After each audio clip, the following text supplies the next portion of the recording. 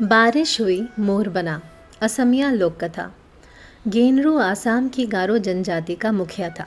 वह सबसे धनी था। जनजाति के लोग उसे बहुत मानते थे।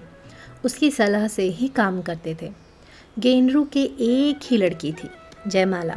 जितनी सुंदर उतनी ही गुणी। नृत्य में तो उससे कोई मुकाबला ही नहीं कर सकता था। कई युवक उससे विवाह करना चाहते थे, पर जयमाला ने अपने प्रेमी से ही विवाह किया। दोनों नृत्य के मुकाबले में थे और तभी विवाह करने का निश्चय किया।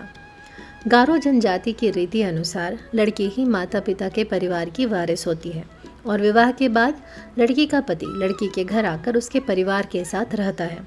जयमाला का पति भी जयमाला के घर में आकर रहने लगा। माता पिता बूढ़े होने लगे थे। एक दिन गेनरू ने जयमाला को बुलाकर अपनी सारी संपत्ति, घर, खेती, धन सब कुछ उसे सौंप दिया। जयमाला की माँ ने बक्से में से एक से एक सुंदर वस्त्र निकालकर जयमाला को दिए। अंत में कुछ मंत्र सा बोलकर एक रेशम और जरी के तारों से बुनी, नीले और हीरे जवाहरात से जड़ी ओढ़नी निकाली। ओ माँ, कितनी सुंदर है यह ओढ़नी। जयमाला उसे ओढ़ने के लिए आगे बढ़ी। रुको, हाथ मत लगाना, यह जादू की ओढ़नी है जो देवी ने मेरी नानी की नानी को दी थी। तब से यह हमारे परिवार में है। इसे संभाल कर रखना और कभी भी मंत्र का उच्चारण किए बिना इसे हाथ मत लगाना, नहीं तो अनर्थ हो जाएगा। और माँ ने जयमाला को मंत्र सिखाया। मंत्र सीखकर जयमाला ने ओढ़नी ओढ़ी। जयमाला पहले से भी सुंदर लगने लगी। कुछ दिन बाद जयमाला के माता पिता का निधन हो गया। जयमाला उदास हो गई। उसका पति उसे खुश रखने का प्रयत्न करता, हर समय उसके साथ रहता। दोनों मिलकर हर कार्य करते। वह गांव के मेलों, उत्सवों में जयमाला को लेकर जाता और उसका मन बहलाता। जयमाला और उसके पति ने खेती बाड़ी अच्छी तरह से संभाली। जयमाला माँ की दी हुई जादू की ओढ़नी बहुत संभाल कर रखती। मंत्र पढ़कर उसे केवल खास मौक़ों पर पहनती और धूप दिखाकर फिर बक्से में रखती। उस वर्ष सावन और भादों में मूसलाधार वर्षा हुई। कई दिन तक लगातार वर्षा होती रही। एक दिन अच्छी धूप निकली। जयमाला ने घर के कपड़े धूप में सुखाने के लिए डाले। उसमें उसने अपनी बहुमूल्य जादू की ओढ़नी भी धूप में डाली। क्यों ना आज मछली ले आऊं, बहुत दिन हुए मछली खाए, सोचकर जयमाला टोकरी और जाल लेकर झींगा मछली पकड़ने नदी पर गई।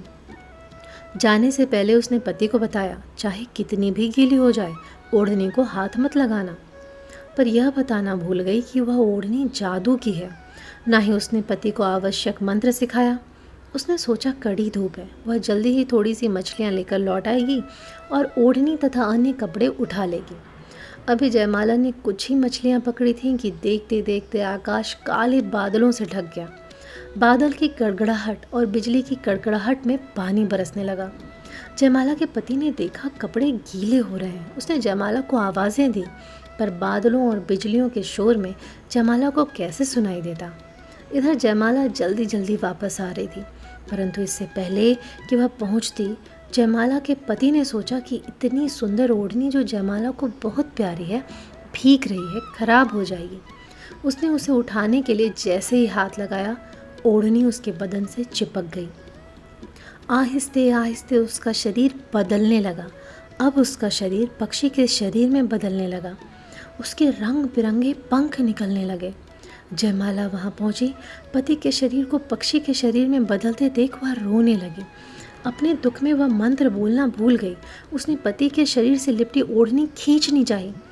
ओढ़नी को हाथ लगाते ही उसका शरीर भी बदलने लगा, पर उसके पक्षी शरीर में पंख कम निकले, क्योंकि ओढ़नी का सारा रेशम तथा नीले हरे जवाहरात पक्षी का शरीर बने पति के पंखों में बदल गए थे। जयमाला के हिस्से में कम या ना के बराबर पंख आए।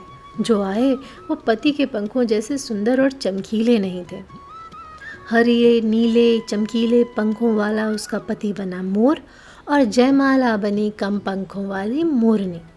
आज भी जब कभी आकाश में बादल छा जाते हैं और बारिश की रिमझिम होने लगती है, तो मोर नाचते हुए अपनी मोरनी को आने की आवाज़ देता है।